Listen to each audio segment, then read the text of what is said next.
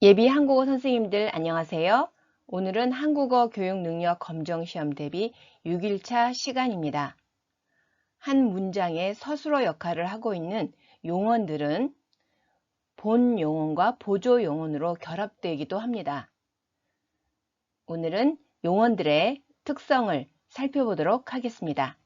강의 시작합니다. 용언은 하나의 형태로 이루어진 용언도 있는가 하면 두 개 이상의 형태가 결합이 된 합성 또는 복합 용언도 존재합니다. 먼저 문장의 실질적인 행동이나 상태의 주된 의미를 가지고 있는 용언을 본 용언이라 하고, 본 용언 뒤에서 문법적인 의미를 더해주는 용언을 보조 용언이라고 합니다. 본 용언이 두 개의 형태로 이루어졌을 때 그 결합 구성이 본 용언끼리의 결합인지 아니면 본 용언의 보조 용언이 결합된 구성인지를 구별하는 방법을 지금부터 살펴보겠습니다. 먼저 연결어미 서를 넣었을 때 내용상 의미가 가능한지 그렇지 않은지를 살펴보면 그 결합 구성을 확인할 수 있습니다. 과일을 깎아 먹다. 여기에 서가 들어갔을 때 깎다라는 본 용언의 의미와 먹다라는 본 용언의 의미가 그대로 살아서 연결이 된다면 이것은 본 용언끼리의 결합 구성입니다.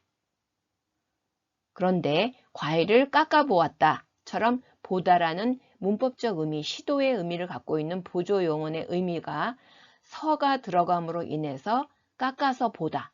그 의미가 살아있지 않죠. 그래서 연결어미 서를 넣었을 때 그 용언의 의미가, 주된 의미가 살아있으면 그것은 본 용언끼리의 결합이고, 그리고 보조 용언의 의미가 사라지게 되면 본 용언끼리의 결합이 아니라 보조 용언과 본 용언, 이런 구성이 되겠습니다. 그리고 두 번째로 첫 번째 용언과 두 번째 용언 사이에 수식해주는 어떤 다른 성분을 넣었을 때 말이 되는지 안 되는지를 살펴보면 그 구성을 또 알 수 있습니다. 깎아 먹다, 복합 용언으로 볼 수 있는 그 깎아 먹다, 본 용언끼리의 결합이 된 구성인 깎아 먹다 사이에 빨리를 넣으면 깎아서 빨리 먹다, 이런 의미죠. 깎아 빨리 먹다. 그러면 본 용언의 의미를 갖고 있기 때문에 두 개 다 이것은 모두 본 용언의 구성이라고 할 수 있겠습니다. 그런데 깎아 보다처럼 보다의 보조 용언, 문법적인 의미가 살아있는지를 보면 깎아 보았다인데 깎아 빨리 보았다, 이러는 것은 말이 안 되죠. 자, 이런 경우는 본 용언과 보조 용언이 결합된 구성이라고 볼 수 있겠습니다. 보조 용언의 문법적 의미는 크게 두 개의 범주에서 살펴볼 수 있겠습니다.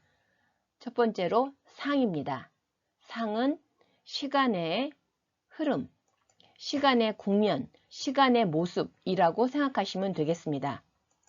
어떤 동작이나 상태의 시간의 흐름의 모습, 이렇게 보시면 되겠는데요. 대표적으로 진행과 종결이 있습니다. 시간이 움직이고 있는 모습, 진행상, 이렇게 말합니다. 그래서 먹고 있다, 고 있다, 그리고 식어간다에 가다, 그리고 버텨왔다, 오다. 자, 이런 용언들을 모두 보조 용언의 상의 모습이라고 볼 수 있겠습니다. 그리고 또 하나의 상의 모습은 종결을 말합니다. 종결상, 완료상, 이렇게도 언급을 하는데요. 먹어버렸다, 이제 끝난 거죠. 그리고 묻어두었다, 완료가 된 겁니다. 그리고 챙겨 놓았다, 챙겨 놓아서 지금까지도 그 상태가 유지되고 있는 이런 의미를 갖고 있는 것을 종결상, 상의 범주에 들어갑니다. 두 번째 문법적 의미로는 양태라고 할 수 있는데요. 양태의 의미는 화자가 가지고 있는 그 사건에 대해서 화자가 가지고 있는 어떤 태도나 심리를 말합니다. 예를 들면 시도, 경험의 의미를 담고 있는 그 문법적 의미는 보다처럼 먹어보다, 생각해보다처럼 어떤 경험이나 시도의 그 화자의 어떤 태도, 마음을 담고 있습니다. 그리고 소망의 의미를 갖고 있는 고싶다 또는 아마 할 것 같다, 올 듯하다, 비가 오나 보다 어떤 일에 대해서 화자가 갖고 있는 그 예측, 추측에 대한 내용을 담고 있습니다. 그리고 누구에게 무엇을 해주었다, 도와주었다, 요리해 주었다, 만들어 주었다, 어떤 봉사의 의미를 갖고 있는 화자가 하고자 하는, 남을 위해서 봉사하고자 하는 이런 심리 태도를 보여주는 것들을 모두 양태라고 말합니다. 그래서 보조용언의 문법적 의미는 상과 양태로 살펴볼 수 있겠습니다. 보조용언과 관련해서 자주 출제되는 문제 중에 하나는 띄어쓰기가 가능한지 여부입니다. 먼저 본 용언과 보조 용언은 띄어쓰는 것을 원칙으로 합니다. 그래서 읽어 띄어쓰고 본다.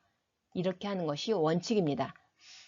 원래 한글 맞춤법 규정에 의하면 단어와 단어 사이는 모두 띄어쓰는 것으로 원칙을 삼고 있습니다.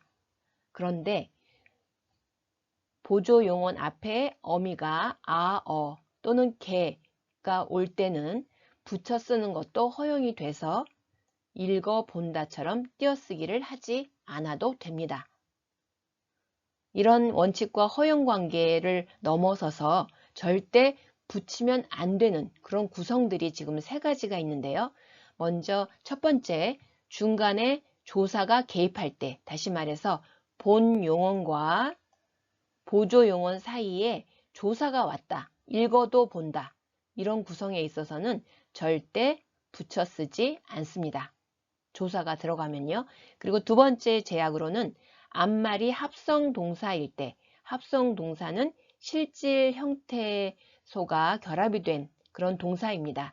그래서 뜨다, 내려, 그리고 가다 세 개의 형태소가 결합이 된 합성 동사입니다. 여기에 아, 버리다 라는 보조 용언이 왔을 때 이들을 모두 붙여서 이렇게 쓰지 않습니다. 떠내려가 버렸다를 이렇게 붙여 쓰지 않는 이유는 한 어절이 너무 길어지는 것을 막기 위함입니다.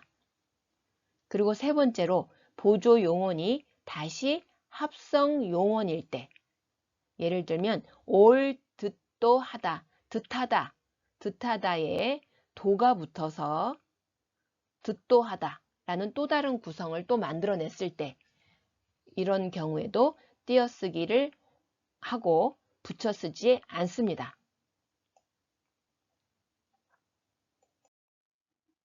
보조용언 띄어쓰기 기출문제를 살펴보겠습니다. 1번부터 4번까지 예를 잘 읽어보시고 띄어쓰기가 한글 맞춤법 규정에 맞는 번호를 고르시면 되겠습니다. 다 고르셨나요? 네, 맞습니다. 답은 2번입니다.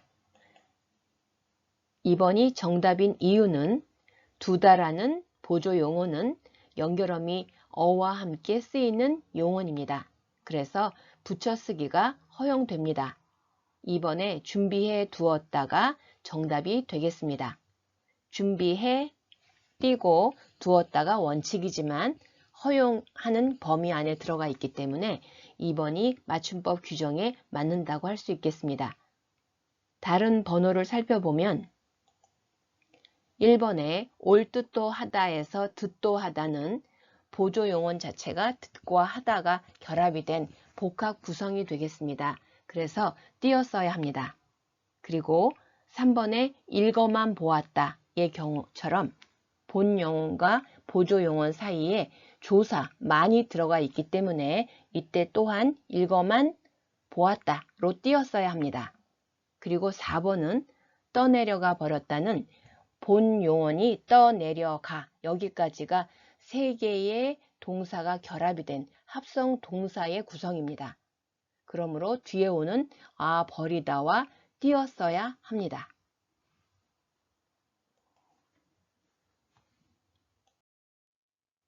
지금까지 6일차 강의를 모두 끝냈습니다. 오늘의 강의의 내용을 요약하자면 본용언, 본용언 또는 본용언과 보조용언의 그런 구성들, 어떤 구성인지를 구별하는 방법, 그 방법 중에 하나가 연결어미 서를 넣어서 말이 되는지 안 되는지로 테스트하는 방법이 있겠습니다. 그리고 띄어쓰기가 허용이 되는지 되지 않는지를 확인하는 그런 예들을 다시 한번 살펴볼 수 있겠습니다. 그리고 절대 붙여 쓸 수 없는 그런 예들, 본용언과 보조용언 사이에 무엇인가 개입되어 있거나 아니면 본용언 자체가 너무 무거워서 합성 동사의 구성이기 때문에 그 띄어쓰기를 해야만 하는 이런 조건들이 존재합니다.